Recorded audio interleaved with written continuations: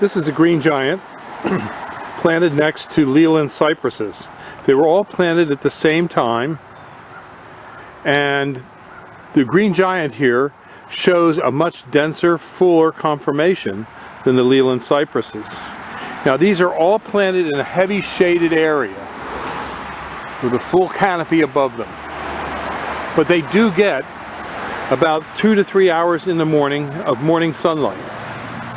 But you can see that the green giant is a superior tree to the Leyland cypress in the shade.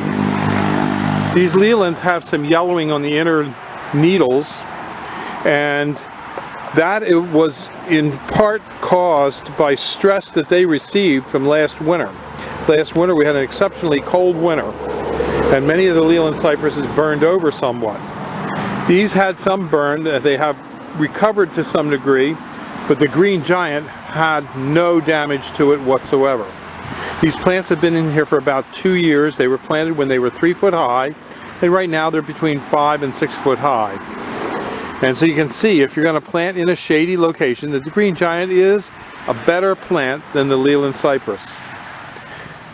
We at Highland Hill Farm grow thousands of Leyland cypresses and green giants. And we do recommend both of them for shaded locations. Not full shade, but shaded locations. They need a few hours sun a day. But as you can see from this video, the green giant is a superior plant than the Leyland cypress. If you need any trees or shrubs, give us a call at Highland Hill Farm. We're on Route 313 in Fountainville, PA, and we deliver up and down the East Coast. We ship on our trucks, tractor trailer trucks, common carrier, or you can drive to our nurseries and pick up there. Give us a call at 215-651-8329. Thank you.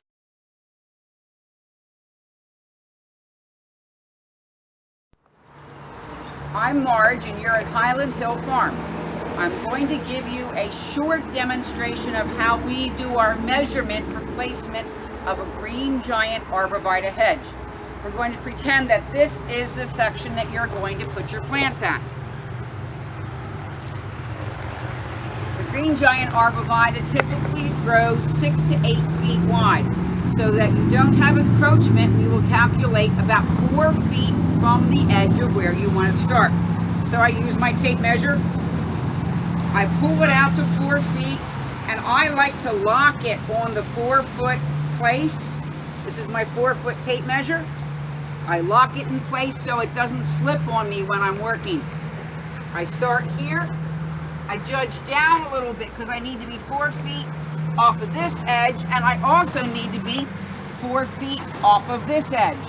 So I'm just going to rough guess down this way, and then I'll check. That's 4 feet off of the edge. I'm using a screwdriver because it's easy to move around. Then I pick up my 4 feet, and as you can see, I was way off. So now I just move it back up. And the old adage, measure twice. Okay, 4 feet there. 4 feet there. I'm good to go. Now I take my string. I want my line to be along this driveway.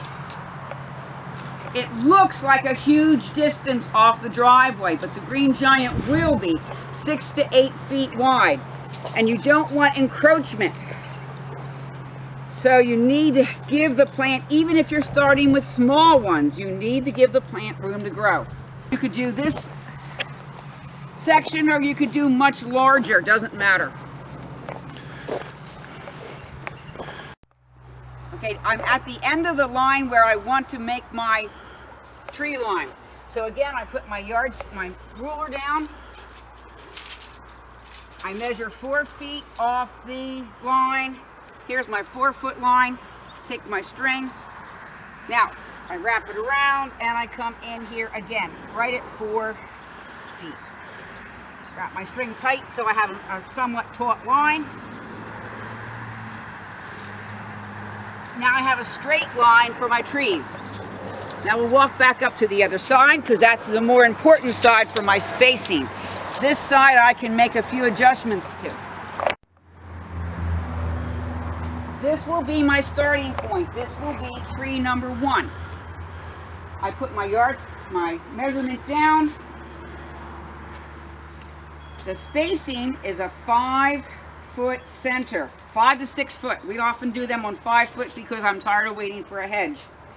So this is 5 feet apart. Again, I lock it in place. I put my marker down. This time I'm just using pieces of string. I use string or stick. It'd be nice if I had a whole lot of screwdrivers. I can mark it upright. I don't. This way, if you make a mistake or you need to make a change, it's very maneuverable. Again, I set it down, I do my 5 feet, and I put down my marker.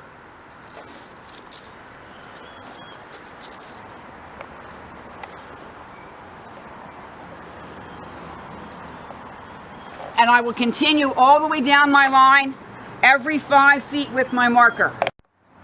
Now I have my entire line in place. I stand here and take a look. Is this how I want it? If not, I can adjust my strings one way or the other. I can move it closer to the driveway or move it back. I'm actually happy with this. It's on a 5-foot spacing, has enough room on both sides of my line. Now I take my spray can. The hardest part of this whole operation is you didn't see. I couldn't get the lid off the spray can. I put just a little dot of spray on the ground so I can see where when I pick up my string, the dots will be right there, and that's where I dig and place my trees.